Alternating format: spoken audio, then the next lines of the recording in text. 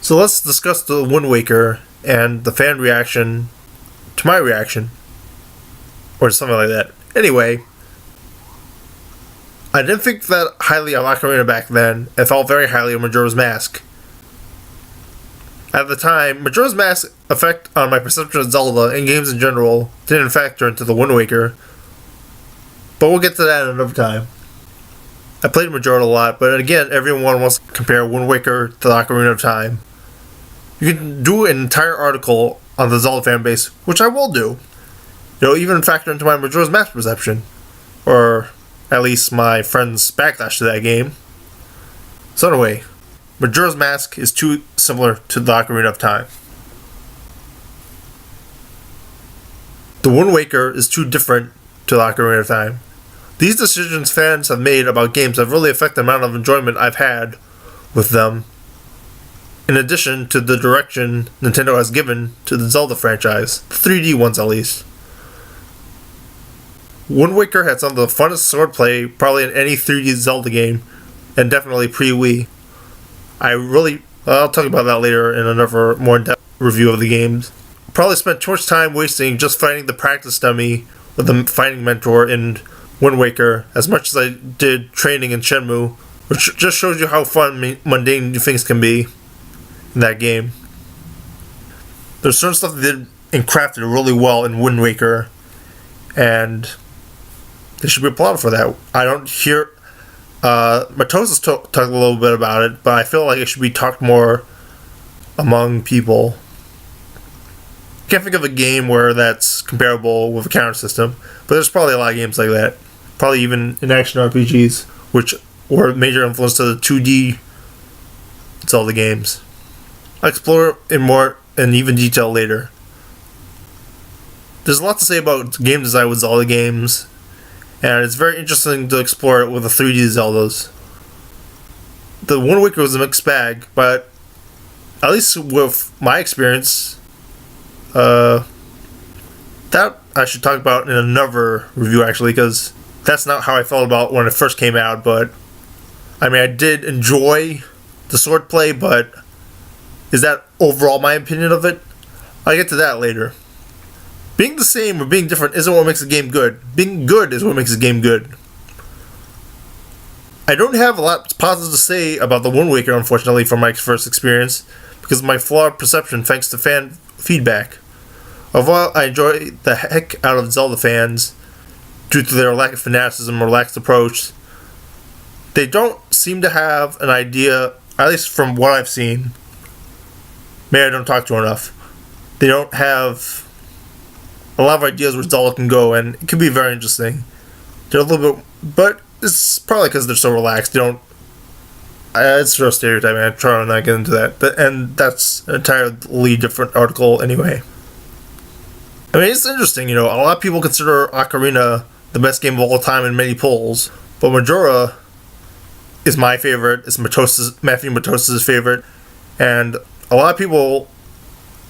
It was even ranked as a really highly ranked Zelda game. Yeah, it got a lot of backlash. It's very weird. That's a discussion for another time. But I just want to say that a little bit about my perception with the Wind Waker and how it was affected by fan backlash and how it can be a factor.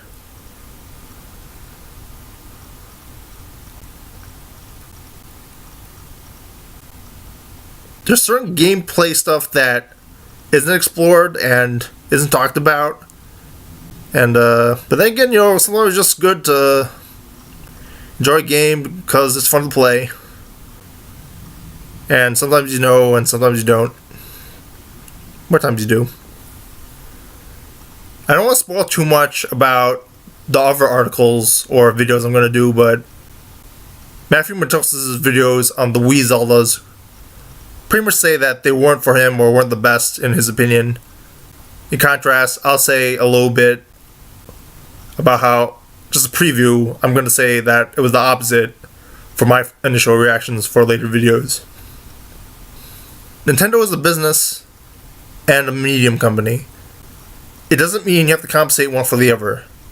Look at the Star Wars craze when it first came out in 1977. the original film, not even The Force Awakens. The original film was so big and so critically acclaimed. It was big when it came out, unlike Empire Strikes Back. It's still considered a really good film. George Lucas, despite the success of 2001: A Space Odyssey by Stanley Kubrick, observed a noticeable shift in hard and B-level sci-fi that he decided to adjust to audiences' demands. The Wii turned out to be a great hit because it was something audiences wanted but they didn't want to think about. George Lucas and Nintendo came up with solutions to games and movies and medium by creating something innovative that audiences didn't think about liking, yet they enjoyed. I think the Zelda franchise is filled with a lot of potential for surprises, and certain games are really good at surprises and what they should be known for. I don't want to spoil too much, but surprises are a big thing in Zelda, and a surprise for Zelda could really invigorate it, like on a Wii level innovation. A big mistake would be implying that saying art and business together always lead to a great success and the best success. Not necessarily true, as noted by auteurs like Quentin Tarantino, Martin Scorsese, Francis Ford Coppola, and other film auteurs who have created strictly personal, artistic films, yet somehow people have enjoyed it despite them not being economically or business oriented. Art and message is what you want to express with medium, and that's important. I mean, a personal connection to what you enjoy is important as well. Shigeru Miyamoto made the original Legend of Zelda because of his experiences in a forest when he was growing up, just like Satoshi Tajiri did, creating Pokemon, collecting bugs.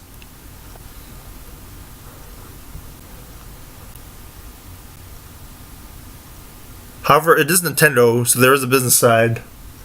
I don't consider myself very capitalist, despite my business background, but jobs are at stake, not to mention the entire industry. Wind Waker, not to mention my favorite Majora's Mask, do seem to be examples of how great Nintendo doesn't understand their audience, not to mention the mixed reception of games post-Max.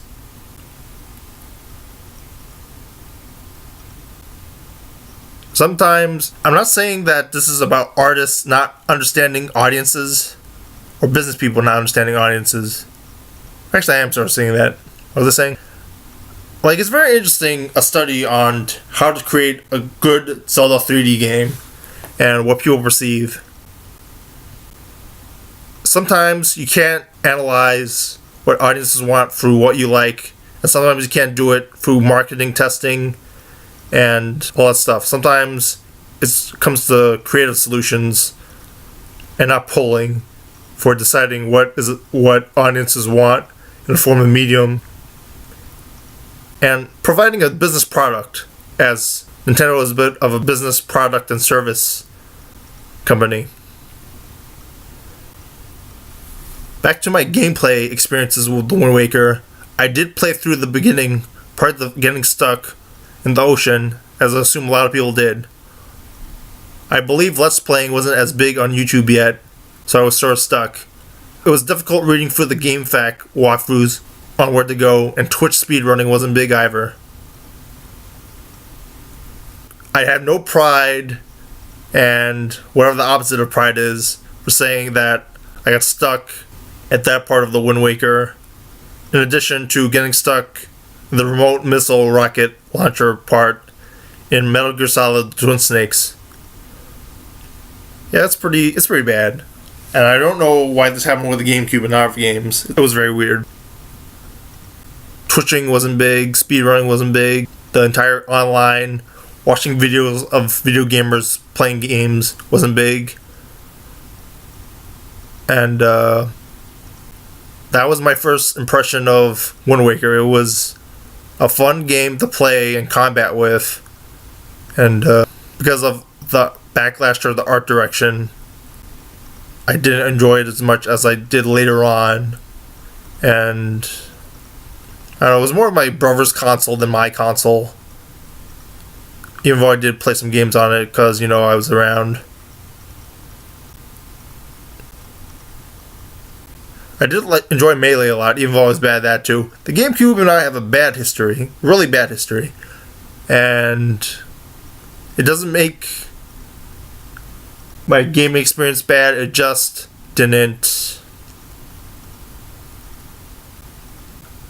It was a little bit less enjoyable for me on the GameCube because that generation was very weird for me. I did not like a lot of games in that generation. It's not my favorite video game generation. Probably my least favorite even. But a lot of people consider certain parts of it underrated. And again, I owned the Dreamcast. That was fun. There'll be a lot more other stuff to discuss in other videos. I just wanted to start off with this video to show off my personal perception of the Wind Waker when I first played it, and how as an adult and a video game analyst and reviewer, how it's changed my perception of the game.